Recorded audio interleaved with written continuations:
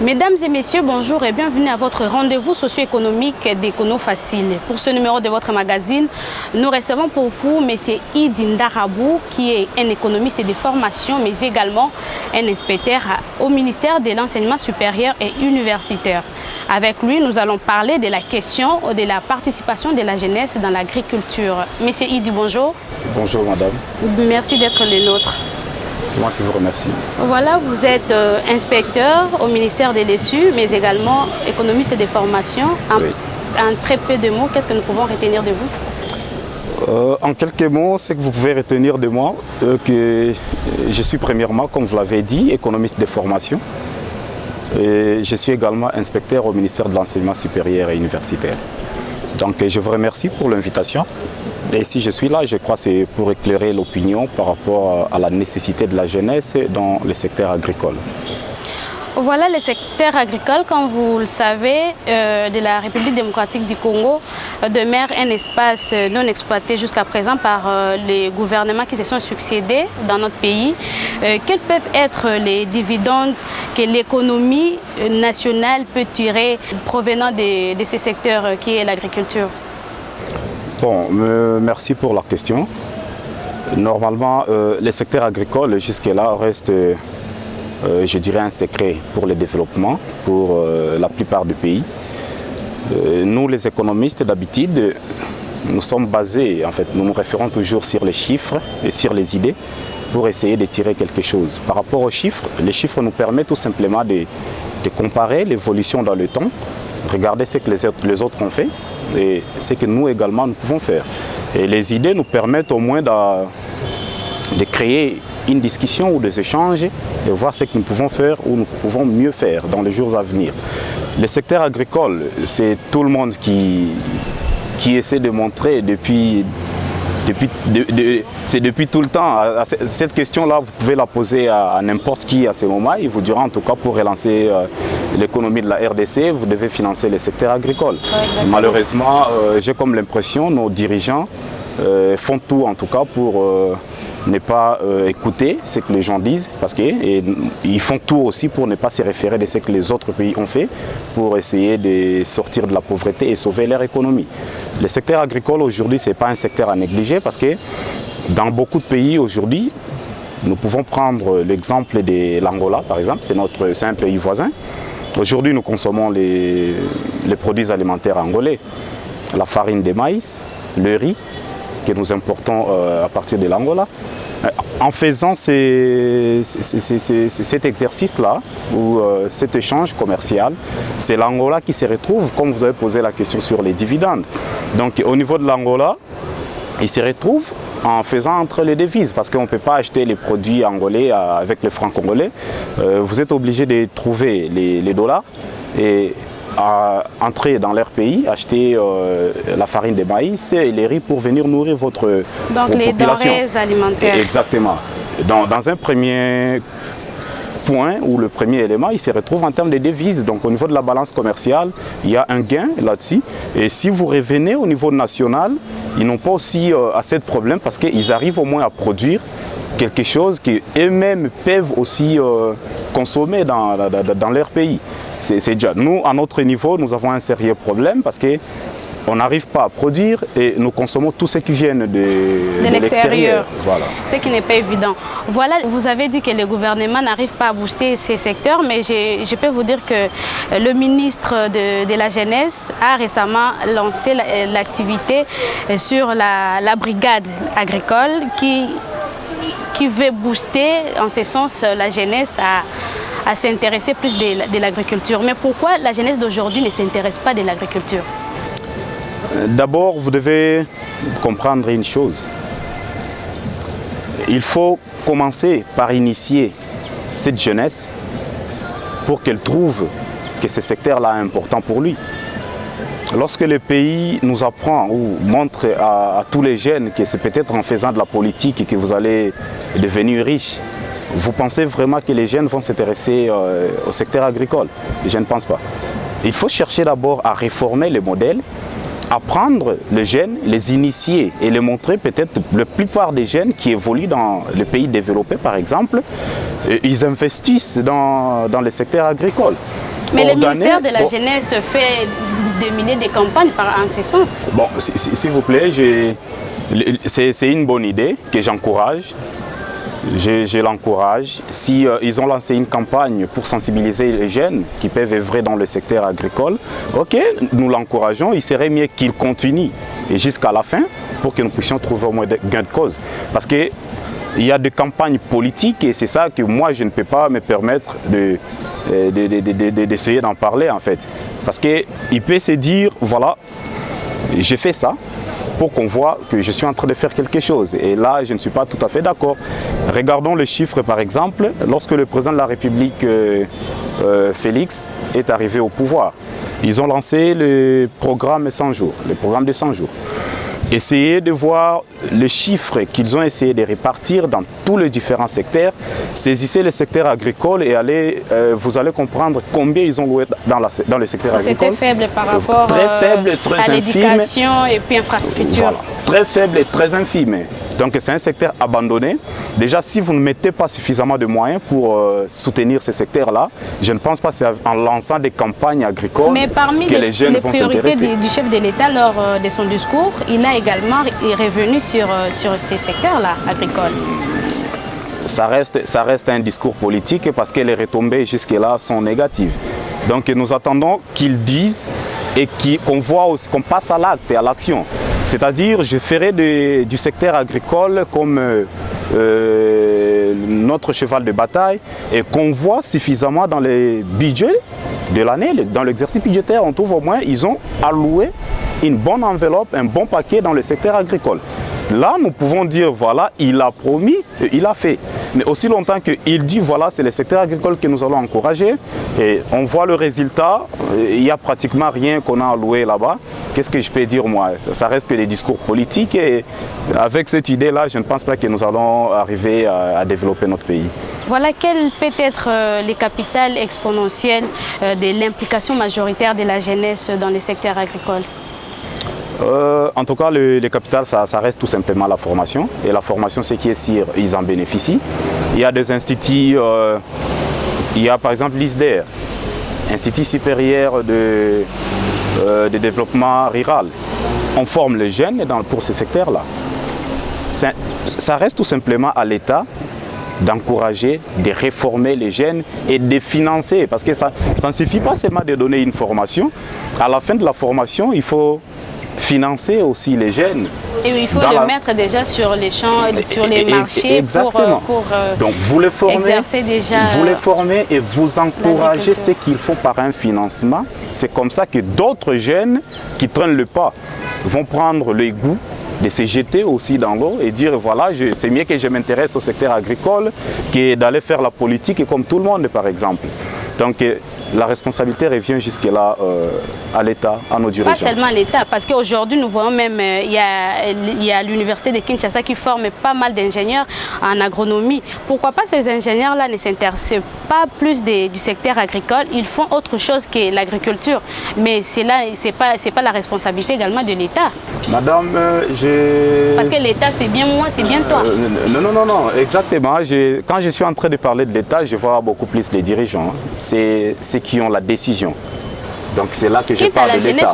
En parlant de l'université de Kinshasa, ça reste encore un institut de l'État. C'est un établissement académique. C'est juste un exemple que j'ai donné. Dans cet exemple, je vais vous dire quelque chose. Les jeunes ou les ingénieurs agronomes qui finissent à l'université de Kinshasa, c'est bien beau qu'ils finissent, ils ont terminé, ils ont la formation. Mais il faut toujours avoir quelque chose pour se lancer dans ces secteurs-là. Ce n'est pas avec les théories qu'ils ont apprises au niveau de l'université qu'ils vont se trouver peut-être 1 hectare pour cultiver peut-être un champ de maïs ou un champ de manioc. Je ne pense pas. Donc il faut toujours un moyen pour qu'ils puissent au moins se lancer dans ces domaines-là. Donc il a au moins toutes les techniques possibles pour cultiver peut-être un champ de maïs, mais il n'a pas de moyens. Malheureusement, on n'a pas une banque agricole. Dans d'autres pays ou dans le pays sérieux, on commence d'abord par créer une banque agricole qui peut commencer à à soutenir tous les ingénieurs agronomes, par exemple, et soutenir tous les jeunes qui sont dans l'ISDER et autres qui s'intéressent du secteur agricole. Vous le financez, c'est quand? Parce que déjà, nous sommes à Kinshasa. Au Bas-Congo, ici, ce n'est pas loin.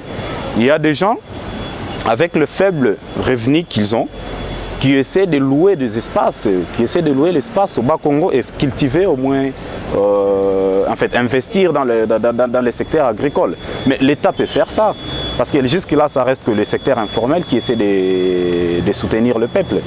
Donc les jeunes universitaires, ils ont la formation. Quant à l'État, de les soutenir, les accompagner pour qu'ils arrivent à faire quelque chose. Vous êtes vous-même jeune, qu'est-ce que vous avez fait personnellement de concret en ce sens? Par rapport à mon domaine ou par rapport au secteur agricole. En tout cas, parce que vous êtes jeune, vous pouvez aussi faire, vous pouvez investir en ce sens. Et puis voilà, qu'est-ce que vous avez fait? Je suis d'accord. S'il faut parler du secteur agricole, parce que déjà le secteur agricole est vaste, je ne me suis pas investi dans l'agriculture, mais je me suis investi dans le levage. Donc j'ai au moins acheté quelques têtes, mais je suis dans le levage. De quelle manière comptez-vous encadrer la jeunesse dans l'agro-business? Donc c'est comme j'avais dit tout à l'heure, hein. La première des choses, c'est les former.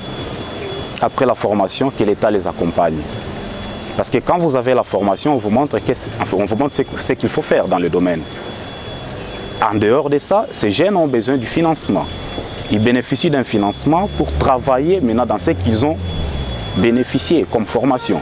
Donc et ça, c'est les réels, c'est les concrets de ce qu'ils ont appris. Donc tout simplement, je dirais, on voit la formation, on voit aussi le financement de l'autre côté. S'il faut attendre le secteur privé, en tout cas, je ne pense pas qu'ils vont prendre le risque d'investir dans le secteur agricole. C'est le cas de nos banques ici. On a à peine 17 banques en République démocratique du Congo. Je ne pense pas que ces banques-là vont prendre le risque de financer le secteur agricole. Non.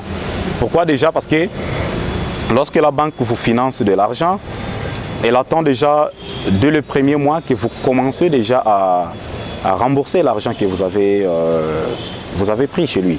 Et pourtant, avec le secteur agricole, ça sera pratiquement impossible qu'on leur finance aujourd'hui et un mois après, on vient déjà pour que vous commencez déjà à rembourser. Ça ne passe pas. Donc pour ça, ça demande au moins l'implication de l'État de procéder au moins à la création d'une banque agricole où on sait que l'échéance, par exemple, pour la culture de maïs, ça va nous prendre 6 mois par exemple pour arriver à la récolte. Et c'est à partir de 6 mois que nous pouvons demander à ces agriculteurs de commencer peut-être à rembourser le montant qu'ils ont bénéficié auprès de l'État ou auprès d'une institution privée que l'État aille à solliciter. Vous demandez que l'État puisse mettre la main dans la pâte. Et quels sont les moyens logistiques que l'État congolais peut-il mettre en œuvre justement pour booster le secteur d'agriculture en République démocratique du Congo? Bon, d'abord en parlant de moyens logistiques actuellement, pour ne pas aller plus loin, il y a déjà quelque chose qui existe et qui nécessite tout simplement la volonté de nos dirigeants pour relancer. Et la chose en question, c'est Bukanga Lonzo. C'est un patrimoine de l'État. On a jeté des millions là-dessus. Cette histoire traîne, il y a de la logistique, il y a tous les engins possibles. J'étais surpris de voir que certains tracteurs qu'on a achetés pour cultiver les champs ou encourager le secteur agricole, on a récupéré le moteur pour faire fonctionner les hors-bords.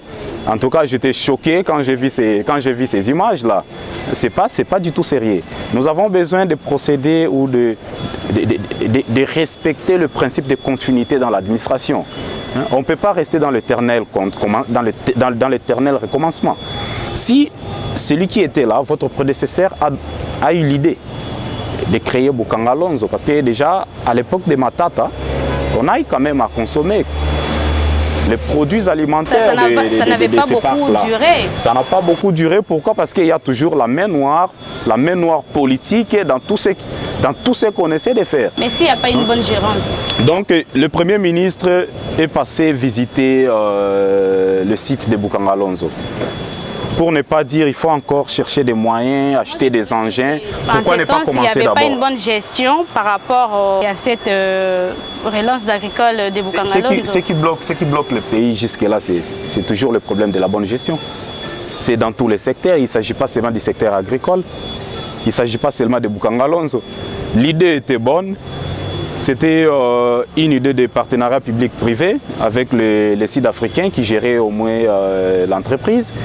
Si le messier qui a donné l'idée, qui a initié cette idée est parti, pourquoi ne pas continuer aussi dans la même idée avec l'autre personne qui vient? Donc, par rapport à vous, il faudrait relancer ces projets ou carrément changer pour initier notre projet. On ne peut pas changer et initier, c'est ce que je dis, on ne peut pas développer un pays si on décide de rester dans l'éternel recommencement. Dans l'État, moi je suis administratif, il y a un principe de continuité dans l'administration.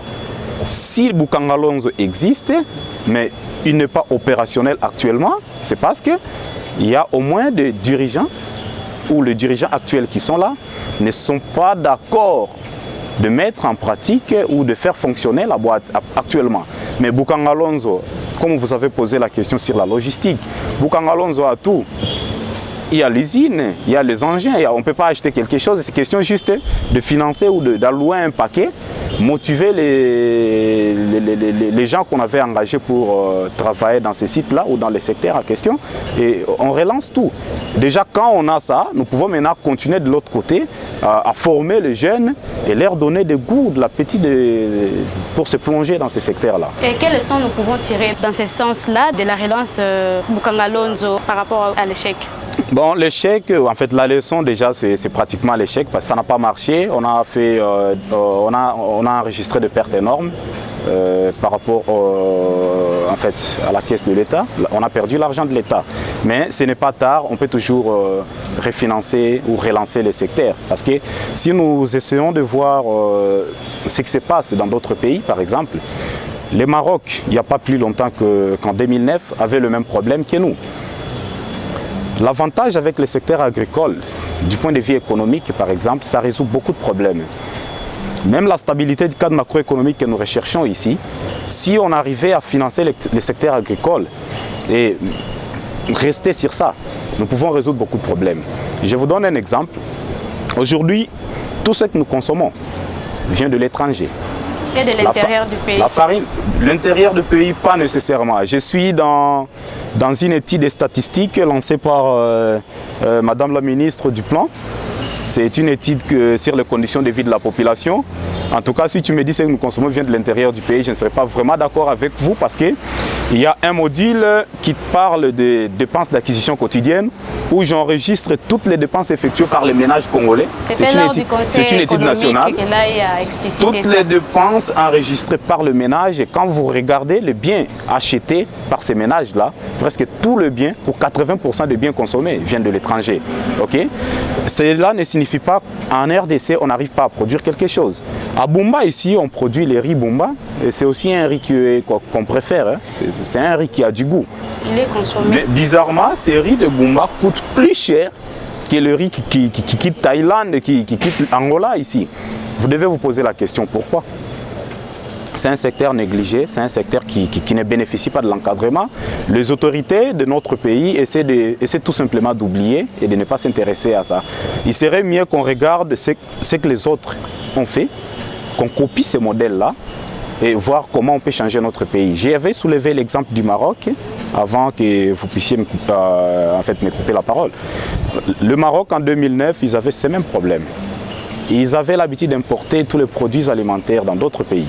Mais lorsque le gouvernement marocain avait pris une décision de relancer ou de proposer un programme national qu'ils appellent le plan vert du Maroc dans le secteur agricole, aujourd'hui, le secteur agricole contribue au moins 15% dans le PIB. 15%. Donc dans le PIB, il y a 15% qui vient du secteur agricole. C'est déjà un pas. De l'autre côté, un autre avantage, c'est quoi? Nous avons plus de jeunes. La population congolaise est dominée par les jeunes. C'est une affaire de 68%, dominée par les jeunes. Si on n'arrive pas à leur donner du boulot, pourquoi ne pas se lancer dans les secteurs agricoles et créer les travail? C'est une main-d'œuvre forte, la jeunesse. Exactement. C'est une main-d'œuvre forte que d'autres pays sont en train de chercher. C'est le cas par exemple du Canada qui cherche tous les jours, tous les mois, toutes les années les jeunes pour qu'ils aillent leur donner un coup de main. Mais nous avons des jeunes ici. Si on n'arrive pas à absorber le chômage dans d'autres secteurs, pourquoi ne pas se lancer dans le secteur agricole, former les jeunes, leur financer? L'argent du FPI qu'on donne aux politiciens, pourquoi ne pas financer ces jeunes qui bénéficient de la formation dans le secteur agricole, et ça peut résoudre beaucoup de problèmes dans les pays. Le problème du chômage sera résolu. Le problème de la balance de paiement sera résolu parce que si on dépensait par exemple 500 000 $ pour importer les biens alimentaires, lorsqu'on décide nous-mêmes de travailler dans le secteur agricole, on ne sera plus obligé de chercher 500 000 $ dans le marché d'échange et importer les biens alimentaires. Pourquoi? Parce que déjà les produits qui sont, comment je peux dire, les produits qui viennent de notre pays, on va les consommer d'abord avec de la monnaie nationale. Il n'est pas question de chercher les devises sur les marchés d'échange pour importer. De deux, ces mêmes produits, si on arrivait déjà à couvrir la consommation locale, on peut exporter et ça va encore nous ramener des devises au pays. Voilà, nous tendons petit à petit vers la fin de l'émission. Quel est votre mot de la fin? Le mot de la fin, je demande tout simplement aux dirigeants, à nos dirigeants, s'ils sont en train de nous suivre. Parce que le problème du secteur agricole, c'est un problème qu'on écoute tous les jours, même dans nos chaînes télévisées, ça passe. Ce qui est sûr, ils nous suivent. Qu'ils essaient de donner de l'importance à ces secteurs-là. C'est le seul secret pour sauver notre pays, c'est le seul secret pour nous sortir du sous-développement. Il n'y a pas autre chose. Même dans tous les pays que vous voyez, les pays développés, ils sont partis du secteur agricole jusqu'au secteur industriel. Mais bizarrement, dans notre pays, on veut faire le contraire. Même dans votre maison, vous ne pouvez pas commencer à chercher à donner d'abord une bonne éducation aux enfants, aussi longtemps que vous n'arrivez même pas à les nourrir. Ils vont mourir et demain, ils n'iront pas à l'école. Trouvez-les d'abord à manger. C'est très simple ça. Trouvez-les à manger et le reste viendront après. Donc, ce que je demande, que le gouvernement, que nos dirigeants essaient un peu de donner de l'importance au secteur agricole, qu'ils financent. Nous avons vu ça avec le président Kabila, Laurent. En 1997, il avait essayé de nous proposer un décret-loi sur le service national. Oui. Là, c'était obligatoire. On devait former tout le monde. Il y a beaucoup de jeunes que vous appelez communément ici, de Kuluna et tout, qui se retrouvent même dans la prison centrale de Makala. Pourquoi ne pas récupérer ces jeunes, les former et les envoyer dans le milieu rural pour les mettre au moins au profit en fait, de l'État. Ils peuvent travailler au moins. Voilà, mais merci d'avoir répondu favorablement à notre invitation. Moi qui vous remercie, madame. Je vous rappelle que nous avons reçu pour vous M. Idi Ndarabou, qui est économiste de formation, mais également inspecteur au ministère de l'ESU. Merci une fois de plus, M. Idi. Merci beaucoup, madame. Ainsi s'achève ce numéro de votre magazine, mesdames et messieurs. Merci de l'avoir suivi. Bonne suite des programmes sur votre chaîne. Je vous retrouve très prochainement au prochain numéro. Au revoir.